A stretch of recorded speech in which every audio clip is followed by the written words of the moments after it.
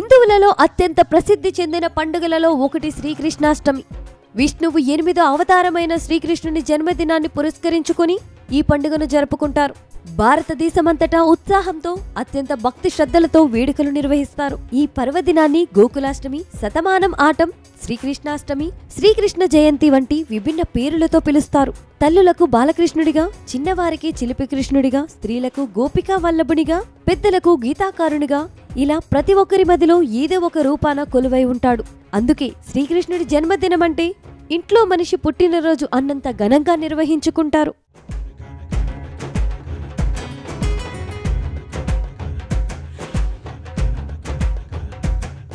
శ్రీకృష్ణ జన్మాష్టమి హిందూ మతంలో అతి ముఖ్యమైన పండగల్లో ఒకటి. ద్వాపర యుగంలో శ్రీకృష్ణుడు సుమారు 5000 సంవత్సరాల క్రితం మధురాలో జన్మించాడు.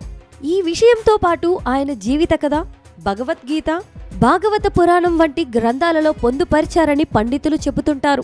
శ్రీకృష్ణుడు విష్ణువు 8వ అవతారంలో జన్మించడం, అలాగే దేవకి వసుదేవులకు 8వ సంతానంగా 8వ తేదీన శ్రీకృష్ణుడు జన్మించాడు. సంస్కృతంలో జన్మ అనే పదానికి జననం అని అర్థం. అలాగే అష్ట అంటే 8. 8వ సంఖ్యకు శ్రావణ మాసంలో కృష్ణపక్షం వస్తుంది. వీటన్నింటి కారణంగా శ్రీకృష్ణుడి పుట్టినరోజు కృష్ణాష్టమి అనే పేరు వచ్చింది.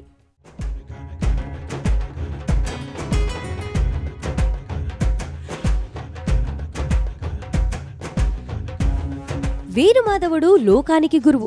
గీతను బోధించి లోకంలో ఉండే ప్రతి ఒక్కరికి దారి చూపాడు.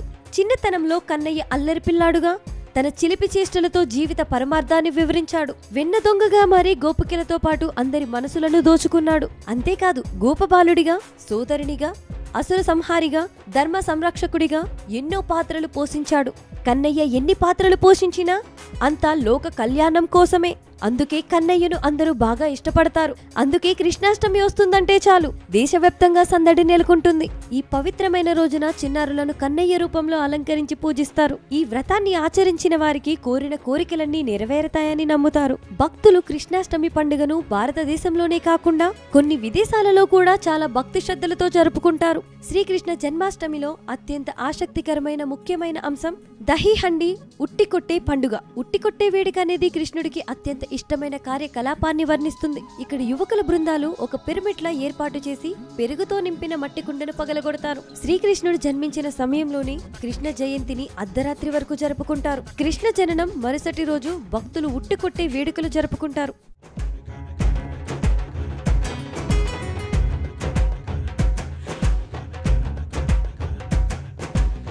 కృష్ణాష్టమి పండుగ రోజు చాలా ప్రాంతాలలో ఉట్లు ఏర్పాటు చేసి వాటిని కొడుతుంటారు. అసలు కృష్ణాష్టమికి ఉట్లు ఎందుకు కొడతారో చాలా మందికి తెలియదు. ఇదో ధర్మ సందేహంగా ఉంటుంది. సాధారణంగా శ్రీకృష్ణుడు చిన్నతనంలో ఉండగా పలువురి ఇళ్లలోకి ప్రవేశించి పాలు పెరుగును దొంగతనం చేసేవాడు. అయితే ఆ రోజుల్లో బుల్లికృష్ణుడి ఆగడాల నుంచి తప్పించుకోవడానికి చాలా మంది తమ పాలు పెరుగు ఉట్టిలో పెట్టి అందకుండా పైన కట్టేవాళ్లు. అయితే కృష్ణుడు చాలా చిలిపిగా తన స్నేహితులను ఒంగోబెట్టి వాళ్ల పైకి ఎక్కి ఉట్టిలో పాలు పెరుగును దొంగతనం చేసి తినేవాడు.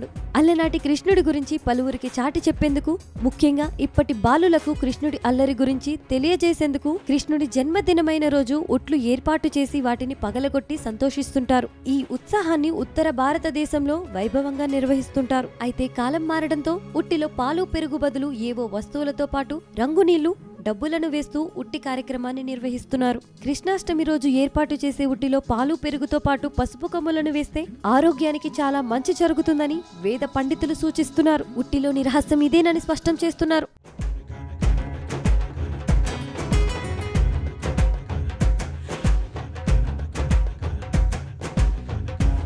శ్రీకృష్ణాష్టమి రోజున నైవేద్యాలు లేని పూజ అసంపూర్ణమని పండితులు చెబుతుంటారు. అందుకే ఈ పండుగ పూట ఏ ప్రసాదం చేసినా అందులో తులసి దళం తప్పనిసరిగా సమర్పిస్తుంటారు. తులసి శ్రీకృష్ణుడికి ఎంతో ప్రీతికరమైనది. ఈ పండుగ వేళ తులసి దళాన్ని సమర్పించడం వల్ల కన్నయ్య అనుగ్రహం సులభంగా దొరుకుతుందని చాలా మంది నమ్ముతారు. అలాగే రక్షాబంధన్ రోజున రాఖీ ఎలా కడతారో ఈ పండుగ పూట శ్రీకృష్ణుడికి బలరాముడికి రాఖీ కట్టాలి. అదే విధంగా కన్నయ్యకు ఇష్టమైన మల్లెపూలు, పారిజాతం లేదా దేవగాని పూలను సమర్పించాలి. శ్రీకృష్ణుని పూజలోనూ వీటిని వాడొచ్చు. శ్రీకృష్ణాష్టమి రోజున ధార్మిక స్థలానికి వెళ్లి పండ్లు, ధాన్యాలు, బట్టలు దానం చేయాలని పండితులు చెబుతారు.